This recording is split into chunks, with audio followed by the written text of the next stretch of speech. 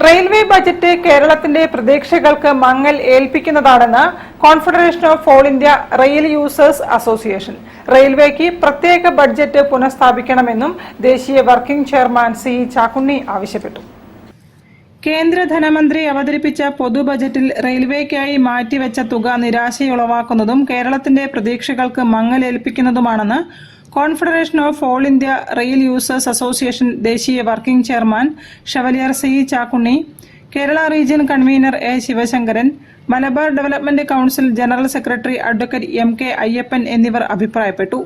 കേരളത്തിൽ പ്രത്യേകിച്ചും മലബാർ മേഖലയിൽ തീവണ്ടി യാത്ര ഏറെ ദുഷ്കരമായ സാഹചര്യത്തിൽ തീവണ്ടി യാത്രാ മേഖലയിലെ ദുരിതം പരിഹരിക്കുന്നതിനും റെയിൽവേ മേഖലയിലെ വികസന പ്രവർത്തനങ്ങൾക്കുമായി റെയിൽവേക്ക് മാത്രമായി പ്രത്യേകമുണ്ടായിരുന്ന ബജറ്റ് പുനഃസ്ഥാപിക്കാൻ കേരള സർക്കാരും ജനപ്രതിനിധികളും യാത്രാ സംഘടനകളും കേന്ദ്ര സർക്കാരിൽ സമ്മർദ്ദം ചെലുത്തണമെന്നും അവർ ആവശ്യപ്പെട്ടു. അത്രയും യാത്രാക്ലേശമാണ് തീവണ്ടി യാത്രക്കാർ കേരളത്തിലും പ്രത്യേകിച്ചും മലബാറിലും അനുഭവിക്കുന്നത്.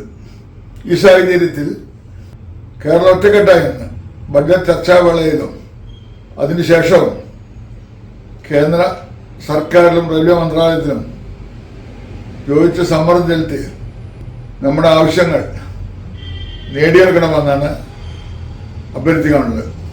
ഫെബ്രുവരി 9 കൊൽക്കത്തയിൽ ചേരുന്ന ദേശീയ യോഗത്തിൽ ഭാവി പരിപാടികൾക്ക് രൂപം നൽകുമെന്നും confederation of all India rail users association വാർത്താക്കുറിപ്പിൽ അറിയിച്ചു. News bureau, Kozhikode. ഭിന്നശേഷി മേഖലയിലെ വിവിധ പ്രശ്നങ്ങൾക്ക് പരിഹാരം കാണാൻ